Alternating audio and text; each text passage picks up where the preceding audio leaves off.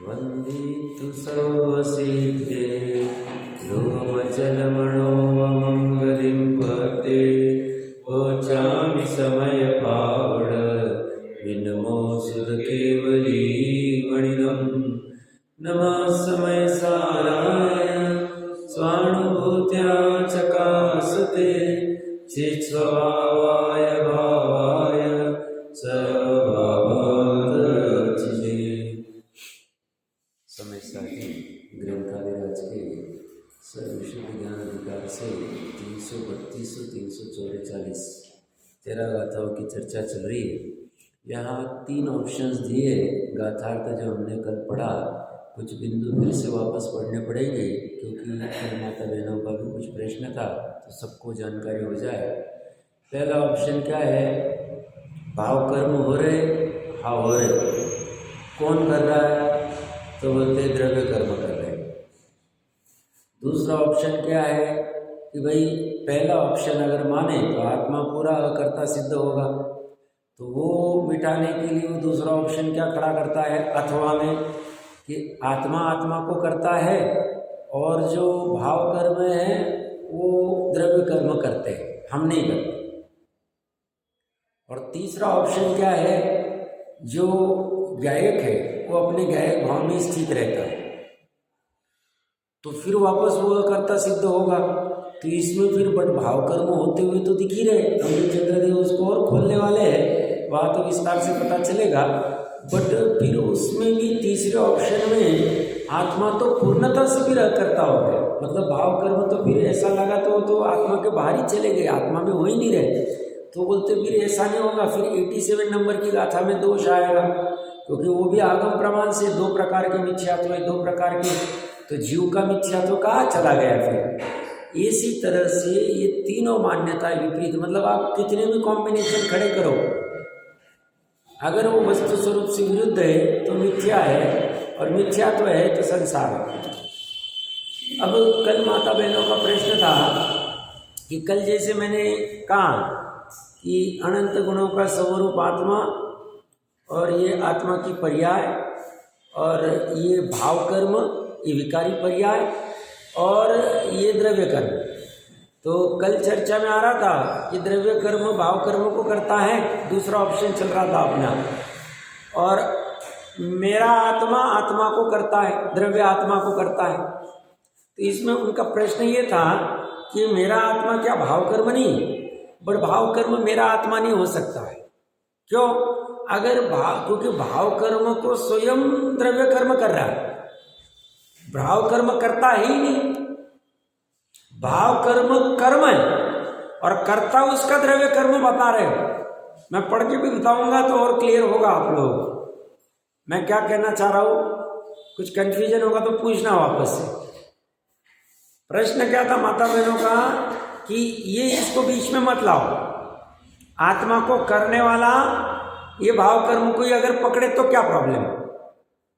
But problem ये होगा कि ये भाव कर्म को अगर आत्मा का कर्ता माने तो ये द्रव्य कर्म जो भाव कर्म को कर रहा है ये तो कर्म है, ये कर्ता नहीं हो सकता। समझ रहा? मैं 603 नंबर पेज पे आई, मुझे लग रहा है आप लोगों को कंफ्यूज हो रहा है थोड़ा सा।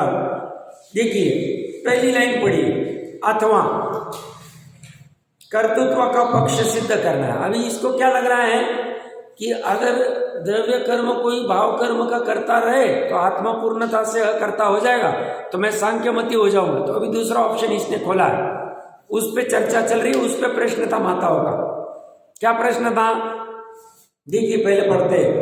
कर्तृत्व का पक्ष सिद्ध करने के लिए यदि तुम यह मानते हो कि मेरा आत्मा अपने आत्मा को करता है, मैंने क्या कहा, मेरा आत्मा मतलब मेरी दूसरी पर्याय अस्तित्व वस्तुत्व आदि, वो मेरे आत्मा को कर रही। कौन से आत्मा को? द्रव्य आत्मा को।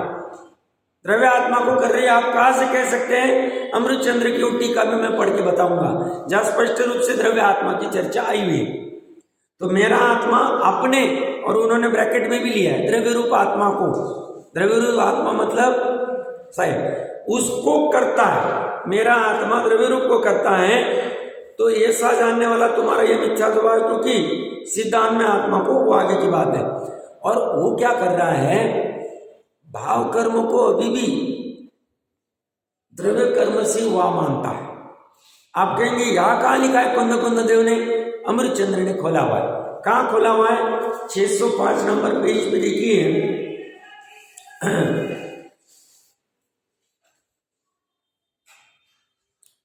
दूसरी लाइन, अंतिम वर्ड, और मतलब अनदर ऑप्शन, कर्म आत्मा के अज्ञान आदि सर्वभावों को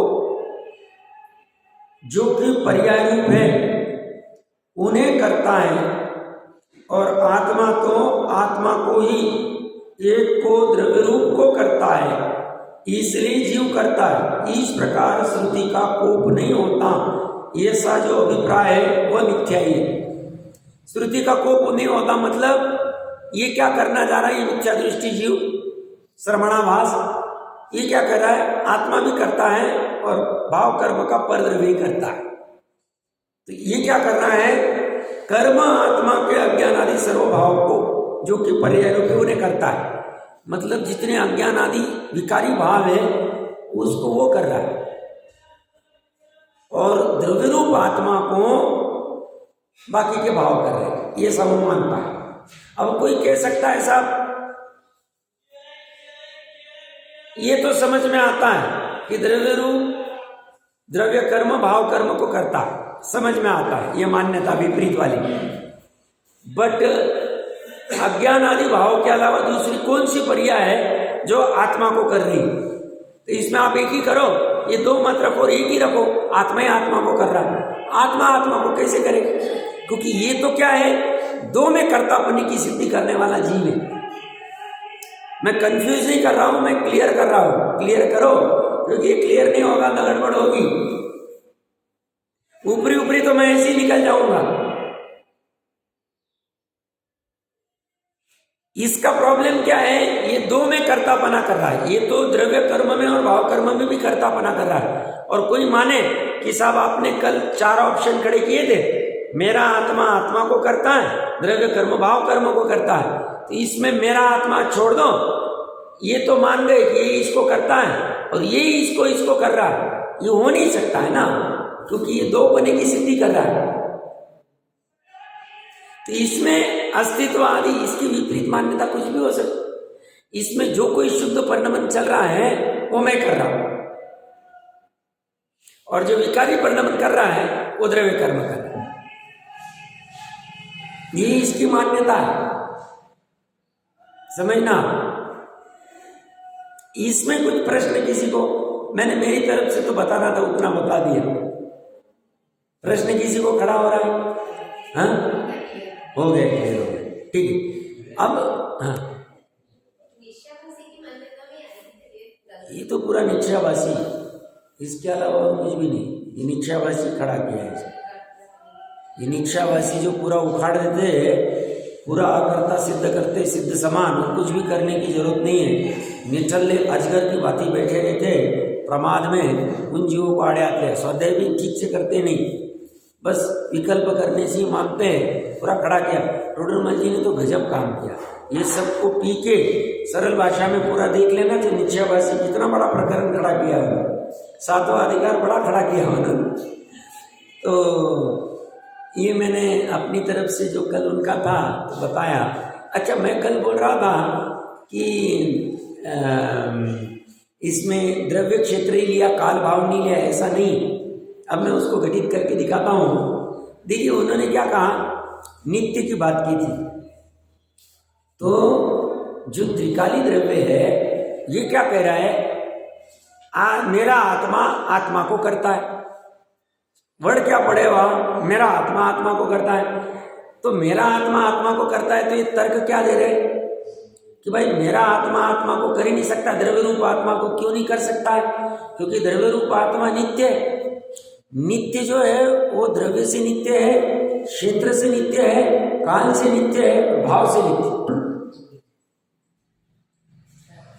द्रव्य से नित्य है मतलब द्रव्य में कुछ भी फर्क नहीं पड़ रहा, बदल नहीं आ रहा। अनित्य किसे कहेंगे, जहां कुछ ना कुछ कर्तृत्व तो हो सकता है, कुछ बदलाव आ सकता है। यहां बदलाव ही नहीं आ रहा है, द्रव्य में बदलाव नहीं आ रहा है, क्षेत्र में बदलाव नहीं आ रहा है, क्षेत्र उतरा का उतरा। इसलिए अलग से भी लिख दिया असंख्य प्रदेशी लोकमात्र। काल में क्यों फर्क नहीं पड़ सकता है? काल में कब फर्क पड़ेगा? जब भूतकाल में कुछ अलग था, वर्तमान काल में कुछ अलग है और भविष्य काल में कुछ अलग रहेगा। बट भूतकाल में जैसा था नित्य निरोध में, वैसा ही वर्तमान में हूं और वैसा ही सिद्ध अवस्था में रहूंगा। ये सा द्रव्य, ये सा काल से भी नित्य। काल से अनित्य कब कहेंगे? कल क्रोध आदि कर रहा था, आज क्षमा आदि धारण की। कल मिथ्यात्व थी, आज सम्यक दर्शन है। कल मिथ्यात्व था, आज शैक्षणिक सम्यक दर्शन है, कल शैक्षिक सम्यक दर्शन होगा। तो वैसा तो होता ही नहीं द्रव्य में। या द्रव्य कौन सा लेना? ध्रुव वाला। तो काल से भी नित्य है और भाव से नित्य क्यों है? उसका जो ज्ञाय भाव नित्य निरोध में था वही अभी भी है और वही सिद्ध अवस्था में रहेगा। उसका जो शुद्ध भाव नित्य निरोध में था वही अभी भी है, वही मारे भाव में भी बदल नहीं हुआ। उसका जो एक भाव था, अखंड भाव था, स्थायी भाव था, ध्रुव भाव था, वैसा आज भी है, वैसा कल भी रहे। तो उसमें तुम क्या करोगे? जब वो द्रव्य से नित्य है, क्षेत्र से नित्य है, काल से नित्य है, भाव से नित्य, तुम कर ही नहीं सकते कुछ। तुम कर नहीं सकते और तुम करने का विकल्प करोगे तो मिथ्या करोगे। और करने की जरूरत ही नहीं। सब क्यों जरूरत नहीं? वस्तु का ऐसा स्वभाव, वस्तु का ऐसा स्वभाव, वस्तु का स्वभाव ऐसा कौन जो है? प्रश्न मत पूछो, स्वभाव में प्रश्न मत पूछो। हाँ, वो स्वभाव क्या है वो जान लो,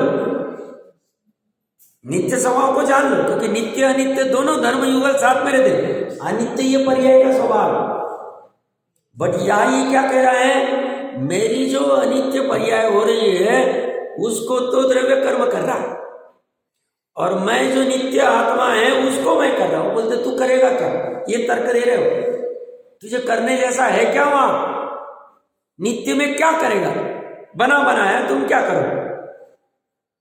जैसे लौकिक में भी होता है, घर में मान लो 4 सदस्य, एक सदस्य ने सब कुछ करके तैयार रख दिया और दूसरा सदस्य को आने को, वो करने वाला वो था और आने को उसको लेट हो गया और वो आके थोड़ा बहुत जो करना है वहां करने जाता। तो जिस सदस्य ने किया तो तुम क्या कर रहे? सब तो हो गया, अब क्या करना? अब करना क्या बाकी है? क्या करा है सब? तुम क्या करते हो? तो नित्य में कुछ कर ही नहीं सकते। ये महत्वपूर्ण शिक्षा है। और एक माता बहनों का अच्छा प्रश्न था कल कि अघाती कर्म में तो आपने घटित कर दिया कि अघाती कर्म का निमित्त नैमित्तिक से ऐसा कहा जाता है कि अघाती कर्म का उदय और निमित्त रूप में वो घाती में कैसे घटित होगा? अच्छा प्रश्न था उनका। देखो, अघाती मैंने क्या कहा? सातावेद्य कर्म का उदय हो या धन की प्राप्ति हो गई। वैसे तो ये निमित्त की अपेक्षा से कहा जाता है, बाकी धन तो अपना अपना परिणमन होके हो रहा है और भ्रम से इसको लगता है कि मुझे प्राप्त हो गया। तो इसमें तो ये कर्म को भी ज्ञान नहीं है कि मुझे इसको धन देना है, चक्र उत्पन्न करना है। कल हमने चक्रकार जो भी उदाहरण लिया था, तो ये तो सच चलता रहता। अब घाती में भी ऐसा ही चलेगा। निमित्त की अपेक्षा से कहने में आएगा ज्ञानावरण कर्म का उदय और अज्ञान हो रहा है, ज्ञानावरण कर्म का क्षैक्षव और ज्ञान हो रहा है, ये सब कहने में आएगा। बट उपादान से देखना है और निमित्त को गौण करना है, इसको देखो ही मत अभी, और मात्र उपादान से। तो उसकी पर्याय की ऐसी योग्यता, ज्ञान की, श्रद्धा की, चारित्र की। तो कोई कहेगा साहब आपने ऐसा कह दिया, हमें क्या करना, हमारी जैसी पर्याय चलने दो। भैया अगर ऐसा है तो तू लौकिक में ऐसा क्यों नहीं चलता है? तेरे पास अभी निर्धनता है, गरीबी, खाने के लाले, सुबह है तो शाम में नहीं, घर का घर नहीं, गाड़ी नहीं तुम्हारे पास अच्छी अपनी कोई खुद की दुकान नहीं, फिर तुम है वैसे ही चलने दो। तुम ये विचार क्यों करते हैं, नहीं मुझे 2 साल में अपनी दुकान बनानी है, 4 साल में मुझे गाड़ी खरीदनी है, 5 साल में मुझे अपना घर बनाना है, मुझे ऐसा नहीं आज सुबह तो शाम में। वहां पुरुषार्थ करते हो ना, वहां क्या विचार करते हो, नहीं मैं कुछ तो भी प्रयास करूं, किसी को मिलूं, कहीं से धन लाऊं, व्यापार चालू करूं, अपना व्यापार बढ़ाऊं, वो करके तुम पुरुषार्थ करते हो। तो यहां तुम ऐसा मत सोचो हमारी अज्ञान की पर्याय हो रही तो होने दो, हमारी मिथ्यात्व की पर्याय हो रही तो होने दो। अरे बट उससे तुम दुखी हो रहे हो, तुम आकुलित हो रहे हो, तो तुम पुरुषार्थ करो जैसे वहां ऊपर उठने का पुरुषार्थ करते हो, ऐसे पर्याय में उपदेश देते वक्त ही दिया जाएगा कि भाई मिथ्यात्व की पर्याय का त्याग करो और सम्यक दर्शन की प्रकट करो, अज्ञान की पर्याय का त्याग करो और ज्ञान की पर्याय प्रकट करो। तो तुम्हें ऐसी भावना मानी चाहिए परिणति में। सब वो भावना भी जब उपादान की योग्यता होगी तब आएगी। तो टोडरमल जी साहब की भाषा में तुम्हारी होनार अभी ठीक नहीं दिख रही, तुम जाओ जो करना है करो, और तुम्हारी होनार ठीक होगी, तुम कहोगे कि जैसे मैं बाहर में पुरुषार्थ करता हूँ ऐसे लोकोत्तर मार्ग में मैं चालू करूँ, फिर जब स्वकाल में ज्ञान आना आएगा, सम्यक दर्शन होना हो जाएगा। बट पुरुषार्थ करने के लिए मुझे जो भावना, स्वाध्याय, तत्विचार, ये 3 ही चीजें कह रहे करने को, तो मैं उतना अपना काम करूं, बाकी का जो होना है हो जाए। तो कल उनका वो प्रश्न था घाती कर्म में कैसे घटित होगा, वो भी अपनी चर्चा हो गई। टीका में विस्तार से चर्चा आई है, उसको समझेंगे। 604 नंबर पेज, अमृत चंद्र आचार्य देव टीका। यहाँ हमने कल ये पढ़ा नहीं था, बराबर है। यहाँ पूर्व पक्ष इस प्रकार नहीं, ये पढ़ा था हमने, कितना पढ़ा था, एक पैराग्राफ पूरा पढ़ लिया था क्या?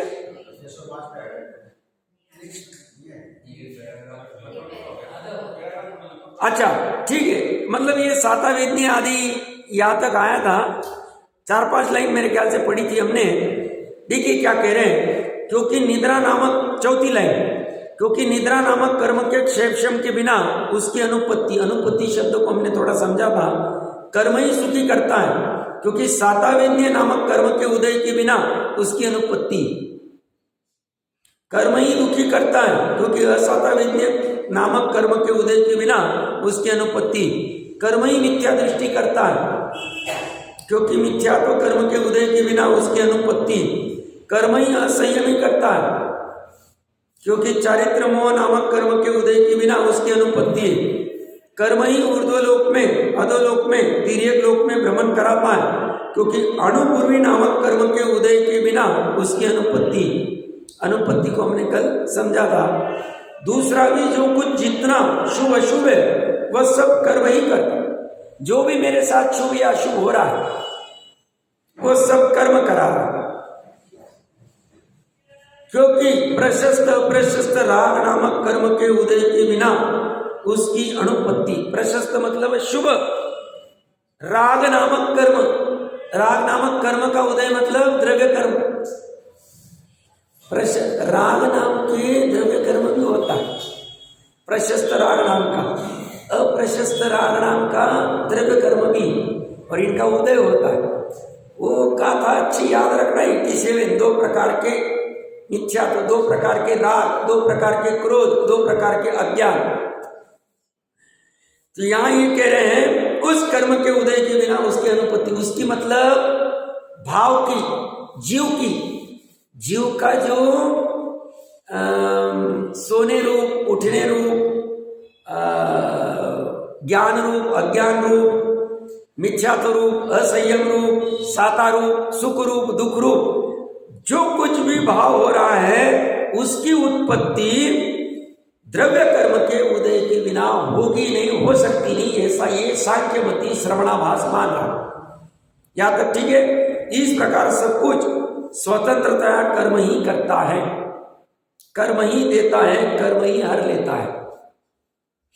कर्ता कर्म, देने वाला कर्म, हरने वाला कर्म, मैं कुछ नहीं करता। इसलिए हम यह निश्चय करते हैं कि सभी जीव सदा एकांत से अकर्ता ही है। सभी जीव जितने भी 3 लोक में हैं, सिद्ध भी ले ली इसमें, और सदा मतलब काल अपेक्षा से हमेशा से, भूतकाल में थे, वर्तमान काल मतलब नित्य निरोध में भी हमने कुछ नहीं किया, हमारा कोई अपराध नहीं। भाव कलंक वलंक मत कहो, हमारा द्रव्य कर्म का है।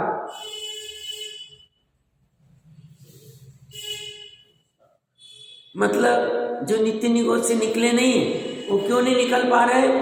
द्रव्य कर्म ने उनको रोक रखा है, और हम निकल गए, द्रव्य कर्म ने हमको माफ कर दिया, जाओ भाई आगे बढ़ो। अच्छे समझ ना, हमने कुछ नहीं किया।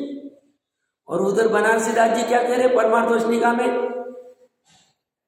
भाव कलंक की प्रचुरता को किसने दूर किया? गर्भित शुद्धता में क्या कह रहे हो? चारित्र की गर्भित शुद्धता। चारित्र ने ऐसा कोई भाव किया। चारित्र किसका?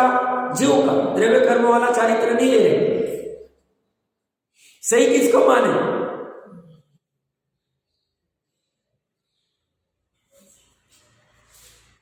उपादान ही करता है, इसको मानना पड़ेगा।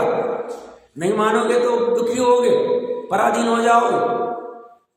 मतलब द्रव्य कर्म हमें जब तक छोड़ेगा नहीं, नित्य निरोध से निकल नहीं पाएंगे हम।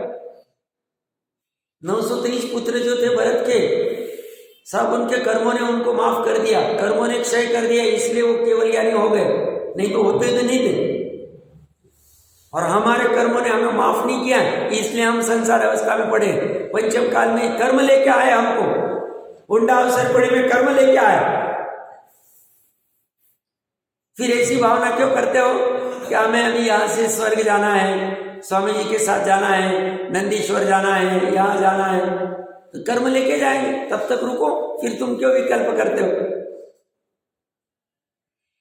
फिर ऐसे जब तुम करते हो, कहते हो बोले एकांती कि तुम कर्म ही सुलाता है, जगाता है, सब कुछ करता है, तो फिर तुम चाय क्यों पीते हो? नींद आती तो कर्म सुला रहे तो सो जाने, कर्म उठा रहे तो उठ जाने। तब तो नहीं, मेरे को चाय पीनी पड़ेगी, बहुत काम है, मैं सो जाऊंगा तो फिर ये काम कौन करे? वहां क्यों चाय पीते हो? धन अगर कर्म कराने से आते, धन से सुख आता है और सुख साता विद्य से आता है धन, तो फिर तुम धन कमाने के लिए पुरुषार्थ क्यों करो? क्यों विकल्प करते हो दुकान खोलने का? अरे 10 मिनट आज लेट हो गया, जल्दी जाना पड़ेगा, अरे वो आदमी आया होगा, नहीं तो ग्राहक चला जाए। वहां क्यों पुरुषार्थ करते हो? वहां क्यों विकल्प करते हो?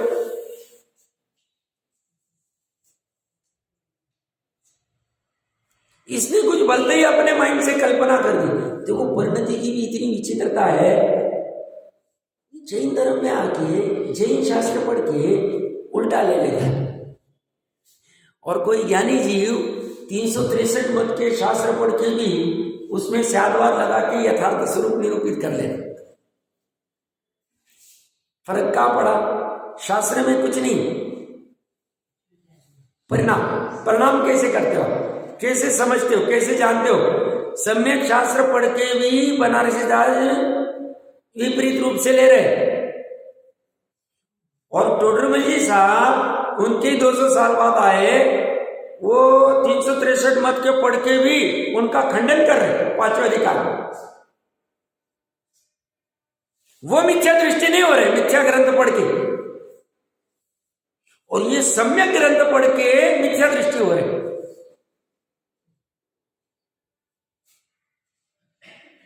तो गलती किसकी? नहीं उपादान की नहीं साहब, ये कर्म का इसे उदय, कर्म के उदय ठीक हो गए, इसलिए बनारसी दास जी बाद में ठीक हो गए, नहीं तो फिर उनकी भी हालत खराब रही थी। नहीं, जीव ही इसका करता है, तो मानो उसे छूटने का उपाय ढूंढो। देखिए क्या कह रहे, इसलिए हम ये निश्चय करते हैं कि सभी जीव सदा एकांत से करता ही, और श्रुति भगवान की वाणी शास्त्र भी इसी अर्थ को कहती।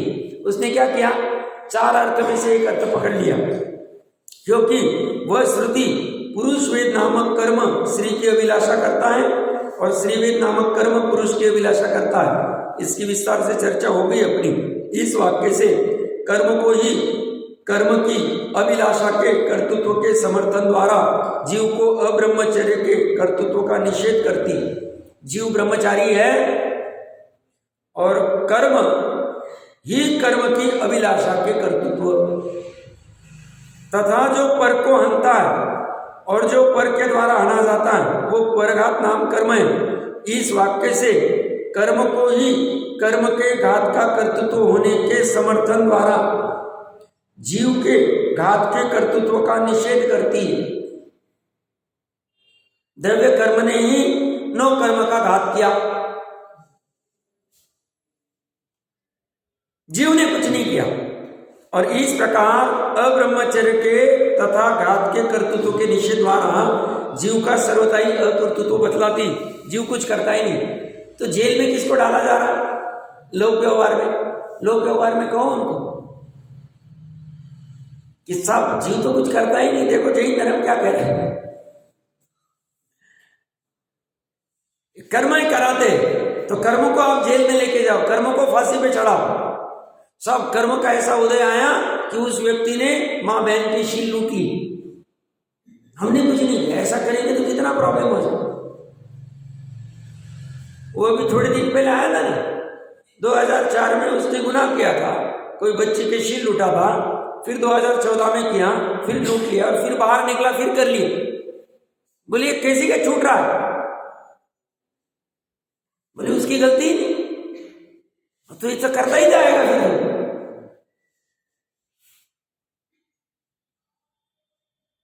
उसको पकड़ना पड़ेगा, कचन सी जीव का समझना पड़ेगा और फिर दूर करने का उपाय ढूंढना पड़ेगा। तुम सर्वथा ही पर का मानोगे, गड़बड़ हो जाएगी। तुम कहोगे जीव को ये सब व्यवहार की कोई जरूरत नहीं, ये ऐसा नहीं। भूमिका अनुसार सब बैलेंस करना पड़ेगा। अभी आगे क्या कह रहे हैं? आचार्य देव कहते हैं कि इस प्रकार ऐसे सांख्य मत को अपनी प्रज्ञा बुद्धि के अपराध से सूत्र के अर्थ को न जानने वाले कुछ श्रवणाभास प्ररूपित करते हैं। उनकी एकांत से प्रकृति के कर्तृत्व की मान्यता से समस्त जीवों के एकांत से अकर्तृत्व आ जाता है। ये श्रवणाभास कहां से खड़ा हुआ? अपनी बुद्धि का अपराध है, दूसरे की नहीं।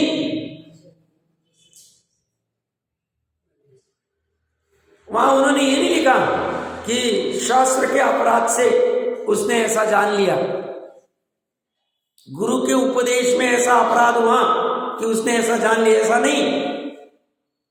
मारीच की अपनी अपराध थी, आदिनाथ ने कुछ अपराध नहीं किया। भरत चक्रवर्ती ने भी प्रयास किया होगा उसको समझाने का, और भरत जी तो सम्यक दृष्टि थी, उन्होंने एक दो बार किया, लगा अभी इसकी योग्यता नहीं, जा भैया जा नया मत खड़ा कर और डूब तू, एक कोड़ा कोड़ी सागरों पर। किसने की? 4000 में 3999 ठिकाने आ सकते, तो उनके कर्म नहीं किए और इसके कर्म है।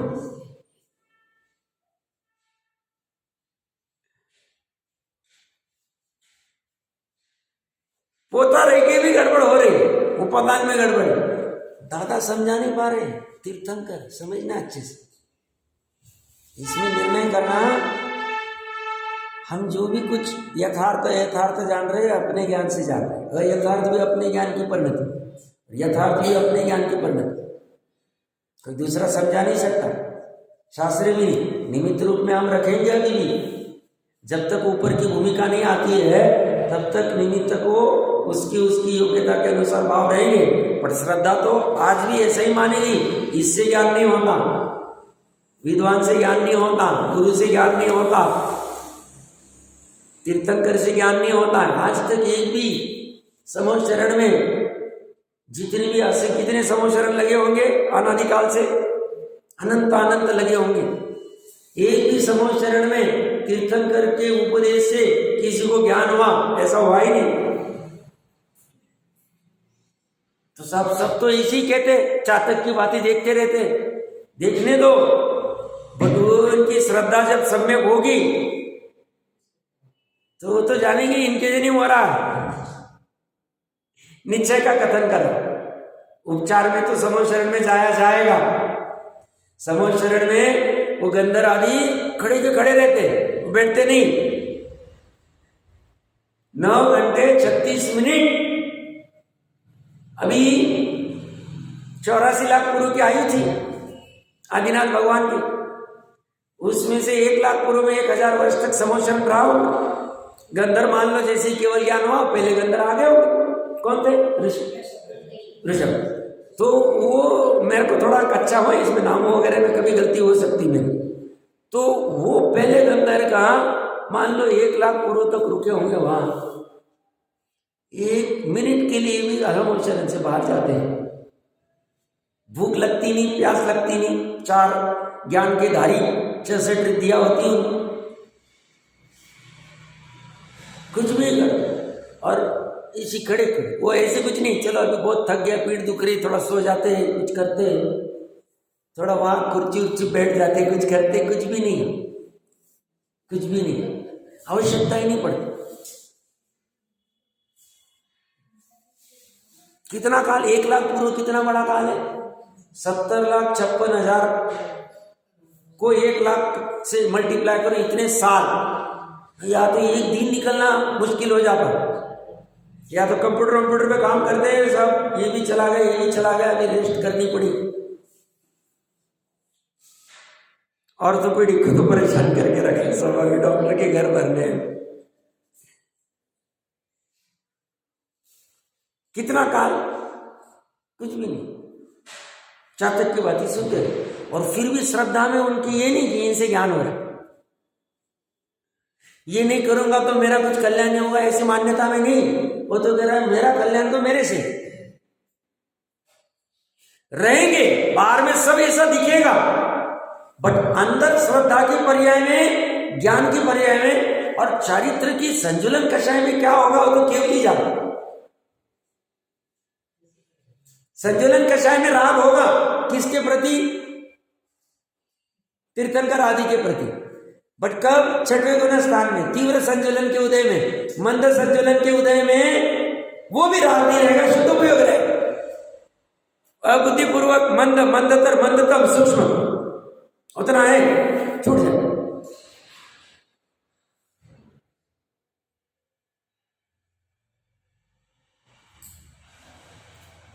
तो ये क्या कह रहे हैं कि एकांत से प्रकृति के कर्तृत्व की मान्यता, ये श्रवणाभास कैसे खड़ा हो गया? अपनी प्रज्ञा के अपराध से, सूत्र के अर्थ को न जानने वाले। सूत्र मतलब जो गाथा आदि, ये जो वचन है आगम के, उसका अर्थ मतलब भावार्थ को न जानने से। एक बार मतार्थ और आगमार्थ नहीं भी समझ में आया, शब्दार्थ चलेगा, भाव पकड़ में आया तो जरूरी। नयार्थ और भावार्थ महत्वपूर्ण। भावार्थ नहीं समझ में आया तो काम ही नहीं हो। नयार्थ व्यार्थ किसको काम को है? जिसको या बैठना है, प्रवचन देना है, या किसी के साथ वाद विवाद करना है तो उसको काम का। बाकी अपने जैसे सामान्य जीवों को भावार्थ समझना बहुत जरूरी है। तो ये कह रहे हैं सूत्र के भावार्थ का को न जानने वाले कुछ, सभी की बात नहीं कर रहे क्योंकि भावलिंगी भी है उसमें। तो कुछ श्रवणाभास प्ररूपित करते, खुद तो ऐसा मानते ही, प्ररूपना में भी ऐसा आता, एकांत से प्रवृत्त करते, उनकी एकांत से प्रकृति के कर्तृत्व की मान्यता से, प्रकृति मतलब द्रव्य कर्म, उसकी मान्यता से समस्त जीवों के एकांत से अकर्तृत्व आ जाता है, इसलिए जीव करता है। ऐसी जो श्रुति उसका कोप दूर करना अशक्य हो जाता है। जीव कथनचित करता है ऐसा श्रुति, श्रुति मतलब श्रुत ज्ञान, द्रव्य श्रुत कहता है, और उस कहने का ये कोप हो गया है, उसको दूर करना अशक्य हो जाता है। अशक्य हो जाता है, ऐसा क्यों लिख रहे हो?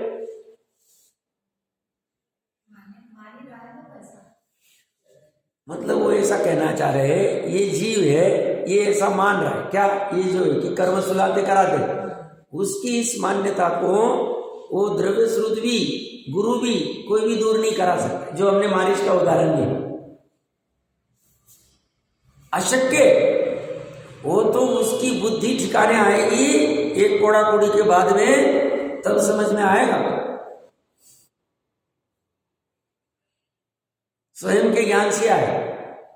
ये इतनी गजब वस्तु व्यवस्था बता रहे तो हमें अपने इसका पूरा प्रयास करना चाहिए कि मुझे कब हो सकता है, भावना मानी चाहिए, अर्थात भगवान की वाणी की विराधना होती और कर्म आत्मा के अज्ञान आदि सर्व भावों को, अब ये सेकंड वाला चालू हो गया ऑप्शन, कर्म आत्मा के अज्ञान आदि सर्व भावों को, कर्म मतलब द्रव्य कर्म, आत्मा के अज्ञान आदि सर्व भाव को मतलब भाव कर्म, जो कि पर्याय रूप है, द्रव्य रूप नहीं, उत्पाद वाले उन्हें करता है। तो द्रव्य कर्म भाव कर्म को करता है, तो भाव कर्म हो गया कार्य और द्रव्य कर्म हो गया कर्ता, और आत्मा तो आत्मा को ही एक को द्रव्य रूप ही को करता है, इसलिए जीव करता है। इस प्रकार श्रुति का कोप नहीं होता है, ऐसा जो अभिप्राय वो मिथ्या है। ये दूसरा अभिप्राय, इसने बीच का मार्ग क्या निकाला, आत्मा भी करता है, उभयवासी क्या करता है, व्यवहार मोक्ष भी मोक्ष मार्ग है और निश्चय मोक्ष मार्ग भी, इससे भी मोक्ष जाएगा, इसी में ये ऐसा वाला। ये क्या करता है, कर्तृत्व का कर्तृत्व भी रहेगा और अकर्तृत्व का अकर्तृत्व भी। मलिन परिणाम का मैं करता नहीं, मैं अकर्तृत्व वाला हूं, मैं तो दूध का धुला हूं, और दूध का जो धुने का काम कर रहा है मेरी आत्मा ही कर रही।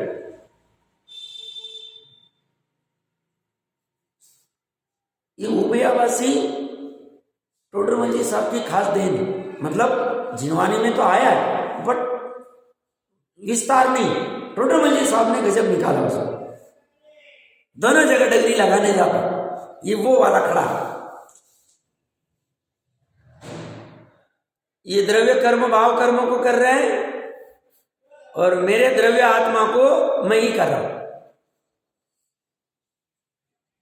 नया खड़ा कर दिया, कर्तृत्व में कंफ्यूजन।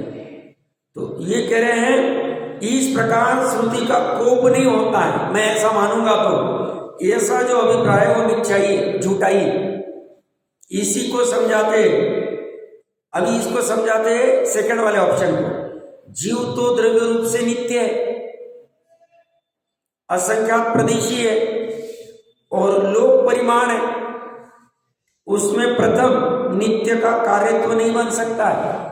नित्य का कार्यत्व द्रव्य जो नित्य है उसमें, ऐसी नित्य वस्तु में, नित्य द्रव्य में भी, नित्य क्षेत्र में भी, नित्य काल में भी, नित्य भाव में भी कुछ भी कार्य नहीं बनेगा, क्योंकि कर्तृत्व का और नित्यत्व का विरोध सांप और नेवले के भांति। नित्य का कार्य तो नहीं बन सकता, क्योंकि कृतकत्व के और नित्यत्व के एकत्व का विरोध है, एक साथ रह नहीं सकते। आप एक ही कहो, हमें इतना खुश होना चाहिए कि वस्तु व्यवस्था से हमारी जो अनंत गुणों के समरूप ध्रुव वस्तु है वो नित्य, परिपूर्ण है, शुद्ध है, अखंड है, एक अभेद, अनादि निधन। ऐसी वस्तु हमारी बड़ी ठीक है, हमें अभी अनुभूति में नहीं आ रही, उपयोग वहां नहीं जा रहा है, अभी भी उलझा हुआ है, समझ में तो आ रहा है नहीं उलझना चाहिए, बट अभी उतना पुरुषार्थ नहीं हो पा रहा, बाधा नहीं, बट एटलीस्ट विकल्प में इतना भी समझ में हमें आ जावे कि अरे ऐसी वस्तु है, इसी से सब काम होने वाला है, इसमें कोई गड़बड़ नहीं चल रही, और मेरी परिणति में भी ऐसी वस्तु पकड़ में आ जावे। परिणति कौन सी? श्रद्धा की परिणति में ऐसी प्रतीति हो जाए, विश्वास हो जाए, अभिप्राय में ऐसा आ जावे, ज्ञान की परिणति में ऐसा जानने में आ जाए, ऐसा भर जाए ज्ञान की मेरी पर्याय में। परिणति मतलब पर्याय, परिणति मतलब गुण नहीं, द्रव्य नहीं, मेरी परिणति में ही गड़बड़ हो रही, मेरे गुण में गड़बड़ नहीं, गुणों के समरूप द्रव्य में गड़बड़ नहीं। प्रमाण के द्रव्य में गड़बड़ क्यों है? क्योंकि पर्याय भी प्रमाण के द्रव्य में आती है। तो पर्याय में गड़बड़ है तो प्रमाण के द्रव्य में भी गड़बड़ कही जाती है, बाकी मात्र पर्याय में गड़बड़। और गड़बड़ भी क्यों कह रहे हैं? वैसे तो कल बहन ने पूछा ना कि पर्याय को भी तो शुद्ध कहते हैं, विकारी पर्याय को भी, तो वो प्रकरण अलग है, बट यहां गड़बड़ क्यों कह रहे हैं? क्योंकि मैं दुखी हो जाऊं। वो मेरी जो राग द्वेष की पर्याय होती है उससे मैं दुखी होता हूं और मुझे दुख अच्छा नहीं। जब भी मेरी दुख की अवस्था होती है तो झटपटाहट होती है, कैसे मैं सुखी हो जाऊं ऐसा मुझे लगता है। और फिर मैं कुछ भी करूं, किसी के पास अपना मन हल्का करके भी सुखी होना चाहता हूं, रो के भी सुखी होना चाहता हूं, कुछ भी करके मैं सुखी होना चाहता हूं। तो कहते हैं तुम्हारे ये सब उपाय झूठे। तुम किसी के पास अभी मन हल्का कर दोगे, 2 दिन बाद वापस अंदर दुखोगे, फिर और करोगे, फिर और करोगे। मैंने थोड़े दिन पहले कभी कहा हो, कोई परिचित थे, 25 साल पहले की बात होगी, तब मोबाइल के चार्जेस बहुत थे, फ्री नहीं था आज के जैसा 200 रुपये 300 रुपये रिचार्ज करो और इंडिया फ्री, ऐसा नहीं था। 20-25 साल पहले की बात होगी। तो कहते इतना महंगा है तो भी मैं अपने फ्रेंड के साथ डेली 1 घंटा बात करता, किए बिना हमारा दिन ही नहीं जाता हर रोज। अब मुझे समझता नहीं तो क्या करते, मतलब वो 1 घंटा बाद मतलब आप 60 मिनट, 1 मिनट का मान लो उस समय 2 रुपये होगा, 4 रुपये होगा, तो 200 रुपये का खर्चा किए बिना मन ही नहीं भरा। फिर भले ही कुछ भी बातें करें, आज क्या खाना खाया, क्या किया, ऐसा हुआ, कुछ भी करेंगे फालतू के धंधे, वो मन हल्का करके भी सुखी होना चाहता है। क्यों? उससे बात किए बिना मेरा मन नहीं। कह रहे ठोडरमल जी, तेरे उपाय जो तू पर में करता है, आज तूने बात कर ली, फिर कल तू दुखी होगा, फिर करेगा, फिर करेगा, कब तक वो पर वाला, कब तक परावलंबन कब तक ले? तो यथार्थ सुख ढूंढने का उपाय क्यों नहीं कर?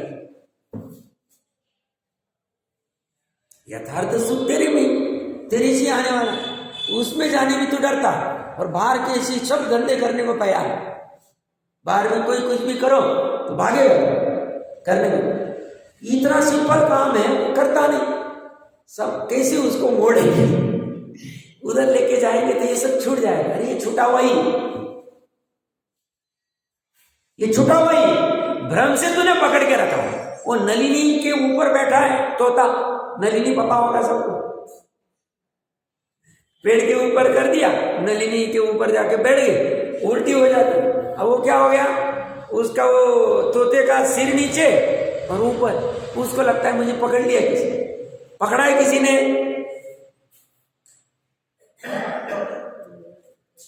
वो घर कहीं नहीं रहा, मैं तुम्हारा हूं, ये बैठा है मेरा घर है। अब ये इधर सब मैं आत्मा की तरफ चला जाऊंगा तो घर छूट जाएगा, छूटा हुआ ही तो अभी छोड़ दे, अभी छोड़ने की जरूरत नहीं, श्रद्धा से छोड़ दे। ऐसे समस्त पर वस्तु में लगा देना चाहिए।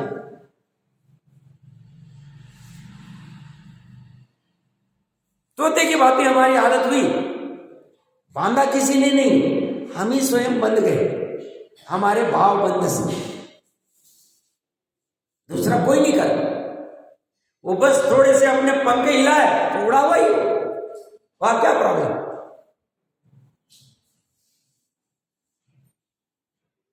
ये क्या कह रहे हैं कि नित्य का कार्य तो नहीं बन सकता, क्योंकि कृतकत्व के और नित्यत्व के एकत्व का विरोध है, दोनों साथ में रह नहीं सकते। आत्मा नित्य है, इसलिए वो कृतक अर्थात किसी के द्वारा किया गया नहीं हो सकता। दूसरा करने वाला कोई है ही नहीं। तो मेरा आत्मा आत्मा को करता है, कहां से लेके आया? उसको कोई करने की जरूरत नहीं, आवश्यकता नहीं। वो अपना अपना ध्रुव रूप परिणमन करने में समर्थ, उसको गड़ीला की जरूरत नहीं। पर्याय को तो भी गड़ीला की जरूरत है। लौकिक मार्ग से लोकोत्तर मार्ग में बढ़ना है तो उसको गड़ीला रूप में शासन लगेंगे, गुरु आदि का संपर्क लगेगा, जिनबिंब आदि लगेंगे, सब गड़ीला लगेगी उस भूमिका में। द्रव्य को गड़ीला की जरूरत नहीं। गड़ीला तो सब समझते होंगे, छोटे बच्चे को हाथ में पैर में जब चलते नहीं आता है तो उसको दिया जाए, बाद में वो फेंक दे। तो गुण को और गुणों के समरूप द्रव्य को गड़ीला की जरूरत नहीं, आधार की जरूरत नहीं, कोई बनाने वाला नहीं, और उसके ध्रुव रूप परिणमन में भी किसी की जरूरत नहीं कि सब कोई आएगा और फिर मैं ध्रुव रूप परिणमन करूंगा, फिर शुद्ध रूप परिणमन करूंगा, फिर केवल ज्ञान रूप परिणमन करूंगा, फिर एक रूप परिणमन करूंगा, अखंड रूप, तो किसी की जरूरत नहीं। अभी वर्तमान में देह देवल में अपना ध्रुव स्वभाव ऐसा ही है जो बिना किसी के आधार के, बिना किसी के कृतकत्व के अपना कार्य कर रहा है। हर समय हो रही चर्चा चर्चा करते वक्त भी ध्रुव रूप परिणति उसकी चल रही, एक रूप, ऐसा मान बनारसीदास जी की भाषा। माना तो शाबाश, नहीं माना हम क्या करें। हाँ ये बात नक्की, अब ये कुछ सुन के भ्रम नहीं करना। पर्याय में जब तक ऐसी अनुभूति नहीं होती, निर्विकल्प अनुभव, तब तक खास फायदा नहीं होता। ऐसा बोलने से कुछ वो ऐसा हो जाने वाला नहीं। ध्रुव पर्याय को स्वयं ध्रुव रूप परिणमित होना पड़ेगा, पर्याय को स्वयं नित्य रूप अनुभवना पड़ेगा, तो उसको उसका फायदा मिलेगा। अदरवाइज उसको तो विकल्प ही मिलेंगे, आकुलता ही मिलेंगी, वो सालों से बोलता ही जाएगा, बट प्रतीति में कुछ भी नहीं आएगा, तो फायदा नहीं।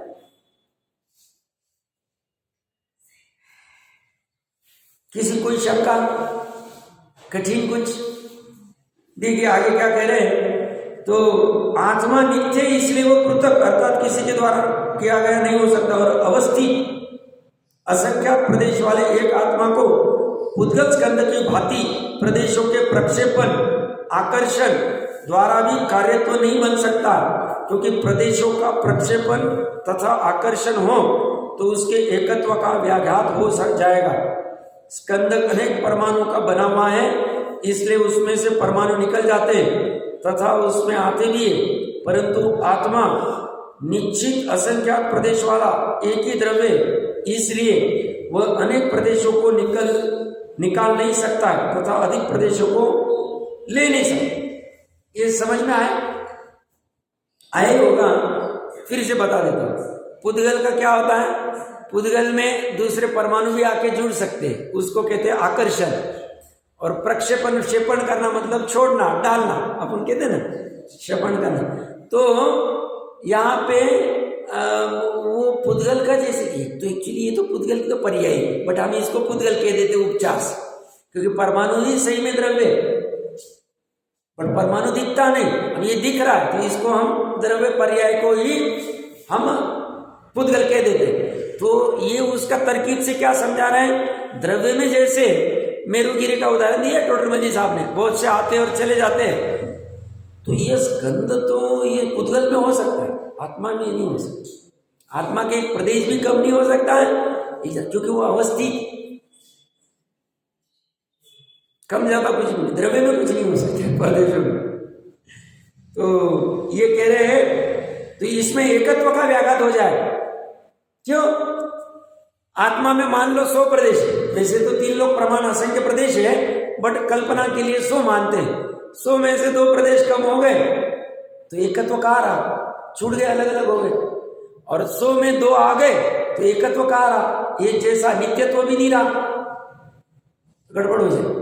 पहले मेरे को जब प्रॉपर आधार नहीं मिला था, तो आरक शरीर आदि निकलता पुतला, तो मुझे ऐसा लगता था आरक शरीर के प्रदेश अलग रहते होंगे, और यहाँ पे जो मुनिराज आदि का शरीर है उसके प्रदेश अलग है, बीच में जुड़ान नहीं रहता। बट ऐसा नहीं, यहां से वहां पूरा जुड़ान रहेगा आत्मा के प्रदेश, छूटता नहीं। वैक्रिक शरीर भी बनाते देव आदि, बाकी का तो बाद में ही लेंगे, बट एक बिंदु की चर्चा कर लेते। तो उनके वैक्रिय कभी एक साथ 170 समूह शरण की रचना करेंगे, तो विक्रिया से करते। तो विक्रिया से जब क्रिया करते हैं तो आत्मा के प्रदेश सब जगह फैले रहते, ऐसा नहीं कि उतनी जगह। जैसे चक्रवर्ती एक साथ 96,000 रानियों के साथ में, तो उसके पृथकत्व विक्रिया करने की उसकी ताकत सभी में होगी, जरूरी नहीं, बट उनके विशेष रहता। तो एक साथ पूरा शरीर सबके सब उतने बनेंगे और बीच में आत्मा के प्रदेश जुड़े रहेंगे। ऐसा नहीं कि खंडित हो गया, एक तो टूट गया, ऐसा नहीं समझना। मतलब ये बात महत्वपूर्ण है। तो ये कह रहे फिर उसमें दोष आ जाए, तो ये कह रहे ये सब पुद्गल जैसी उसकी परिणति होती नहीं है, ये तो एक जैसा ही असंख्यात प्रदेश वाला द्रव्य ही रहता है, और अपने प्रदेशों का निकाल नहीं सकता है, अधिक प्रदेशों को ला नहीं सकता है। सकल लोक रूपी घर के विस्तार की क्या चर्चा कर रहे हैं, उसको हम करते हैं।